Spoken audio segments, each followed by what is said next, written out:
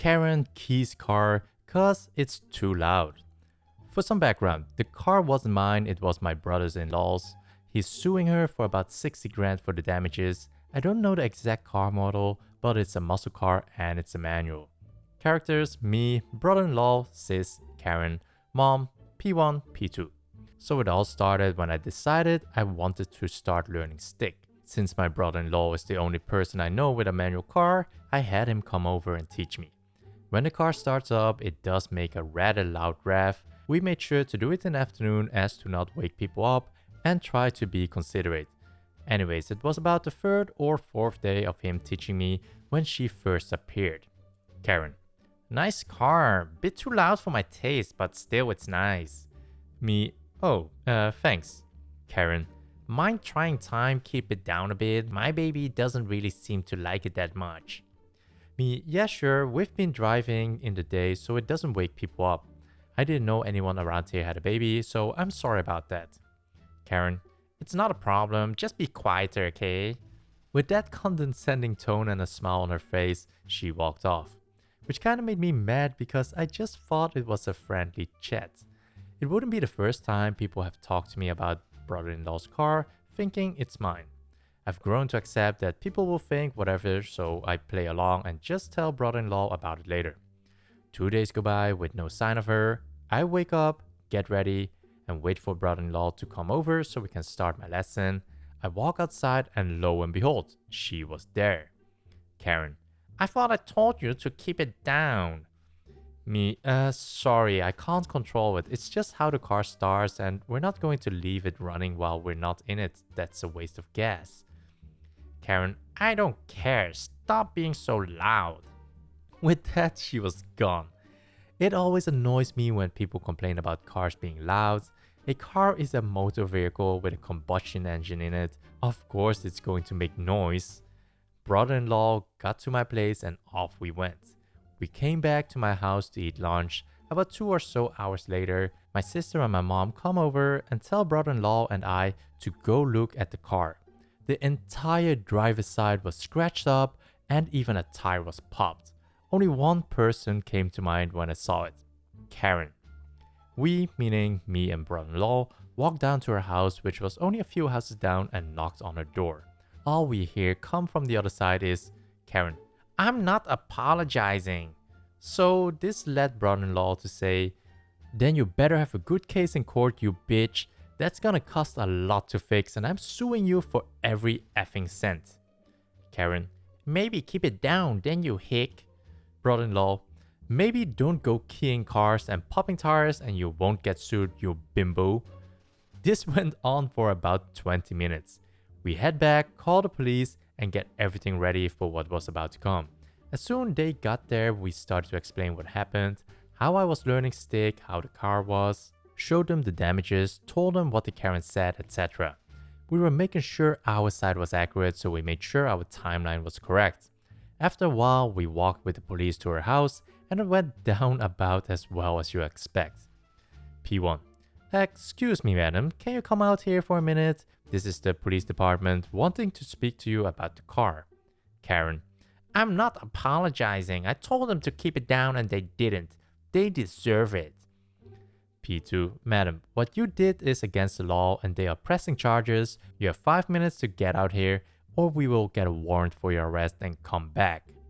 Karen: nice try, but I'm not stupid. I know my rights, and you're not allowed to enter my home without my consent or a search warrant.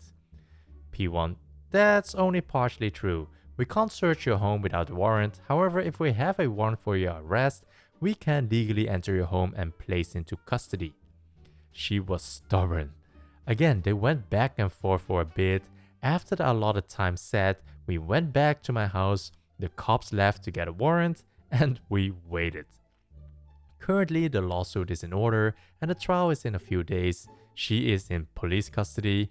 I have never found it easier to drive a stick shift knowing I won't have to deal with her condescending ways and tones. Stop crying and grow up. So this is about my form teacher when I was about 8 years old. In all of the schools I've been to, there has been a form teacher who is the primary teacher for most of your classes. You see them every day and they set most of the schoolwork. The EM in this situation was my form teacher. This woman was nice enough at first, but she had quite a temper, which could get the better of her. She had 3 kids at the school, none of them were particularly nice to be honest, and she would often treat me like an idiot because I was slow in class and had trouble reading. Also important to note, I was bullied a lot in that school. The classes combined 2-year groups, and there was this one kid in the year above who was a mean son of a bitch. He rarely left me alone, and EM did very little to help me when he was picking on me. I will call him Hunter for this story. So here's the story. We had finished our first couple of lessons for the day, and it was morning break. I cannot remember why, but Hunter and his friend were waiting for me by the doors to the playground. They looked like they were gonna beat me up, so I ran. I made it around the bike shed and an outdoor seating area, weaving in between other kids while Hunter's group were right behind me. I looked back and saw that I was losing them, but being the idiot kid I was, I forgot to see where I was going. I collided with another kid who was running around and hit the tarmac ground hard. My knees were bleeding and I had cut my lip. I moved to get up, but as I did, I felt a sharp pain in my left shoulder. I had no idea what it was, but it hurt so bad. I immediately burst into tears, as an 8-year-old would, and couldn't get myself off the ground. Hunter and his group stayed back. They were only about 8 and 9 themselves, and the sight of blood had them spooked. An older kid from a few years above me picked me off the ground and helped me to get cleaned up. I'd never met this guy before, but he took me to the bathrooms and helped me clean my knee and my lip, trying his best to keep me calm as I was sobbing uncontrollably. He had me cleaned as best he could, and by that time the break was over. I've never forgotten the kindness that guy showed me. I just wish that most adults act like that. He had his own classes to get to, so I walked to the class alone, still crying but not as uncontrollably. My shoulder still hurts like hell, and I had no idea what was wrong. We all sat down for class, and after 5 minutes of EM speaking to us, she turned angrily to me. EM: "For God's sake, OP, what's the matter with you?" OP, while crying: "My shoulder hurts after I fell over in the playground." EM: "Well, stop crying and grow up. Just get over it." And she continued talking. After about another 10 minutes, she got so fed up with me that she got another kid in the class to take me to the nurse. The nurse had a look at me and could tell there was something wrong. She got a sling out to pull it over my shoulder and to support my arm, and then she called my mom. Mom took me to the hospital and I got an x-ray. Guess what I was crying about? A snapped collarbone. It was now completely in 2 pieces. It was a clean break, but still not a good sight for an 8-year-old. I was allowed the rest of the day off school and had to wear a proper sling for 3 weeks. The EM called home and said she was terribly sorry for how she acted and felt guilty for what she had said to me. I came back in the next day to find Hunter had been assigned to help me carry my bag while I was recovering. He apologized for his part in my injury, an apology that seemed a lot more sincere than EM's, and he stuck by me for the week. As it turns out, EM was getting us to do a project in kite building, which I was not allowed to take part in due to a broken collarbone. Worst part is, my shoulder had healed before they were done, but they were so far through the process of making them, I wasn't allowed to take part in it. I had to sit inside for an hour. My shoulder's fine watching my classmates fly kites. I'm afraid there isn't a real happy ending to this. The EM continued letting her temper get the better of her. She punished me for not being fast enough in a lesson and treated me like I was dumb. Turns out I was dyslexic the whole time. About a week after I was out of my sling, Hunter returned to his old ways and bullied me relentlessly. I luckily moved away from that school after 1 year there and have never heard from Hunter or EM ever again. And frankly, good riddance. Entitled Mom shouts at me for being autistic. Some background: I'm moderately autistic and struggle with reactions in social situations, or when things have changed. For instance, about 3 years ago when I was 17, I had a tantrum, screaming, crying, the works, because my nana, who was 90 at the time, was told to remove the mat from the living room as she might trip over it. It had been there since the 1990s, so I grew up with it and couldn't comprehend it not being there. It's not because I'm spoiled, because I am far from it, but because it's just the way I handle change. I also have a really good memory and take things very literal. Yesterday, I was in my shopping center just with my brother, D, and my mom as my other brother, and wedding is coming up in a few days and D still hadn't got a suit since he usually leaves everything to the last minute. First of all, we went to Marks and Spencer Cafe, which is sort of in the middle of the shopping center. I was being funny about entering the cafe as I hadn't been there since before COVID, and a lot of things have changed.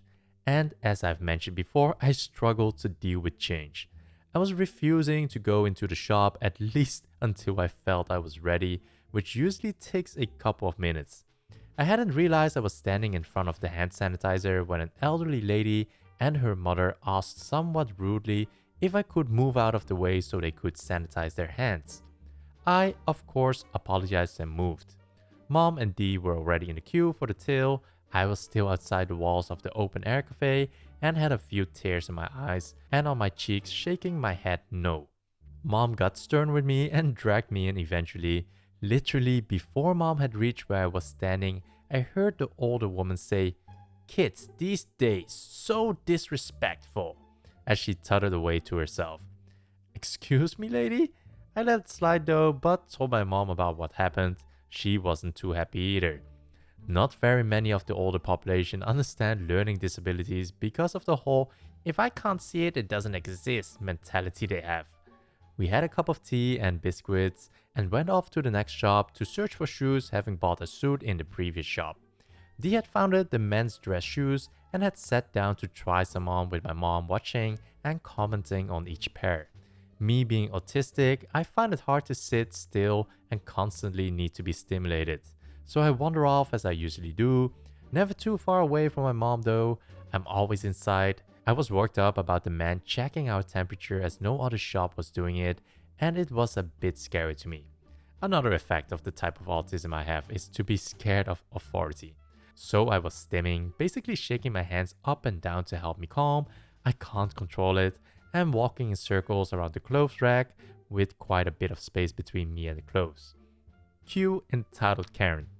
She literally even had the Karen haircut with the flipping Michael Kors handbag and heels and whatnot. Now, this shop we were in was a Karen empire. I was just hoping I wouldn't get confronted by one, but I did. This is how the conversation went.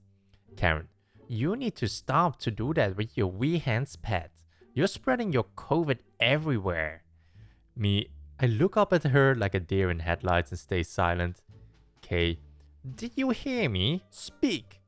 Me, again staying silent. Karen: "Hello." Me, turn to my mother, turn back to her, back to my mother, back to her, and just walk away. I heard Entitled Parents scoff off as I walked away.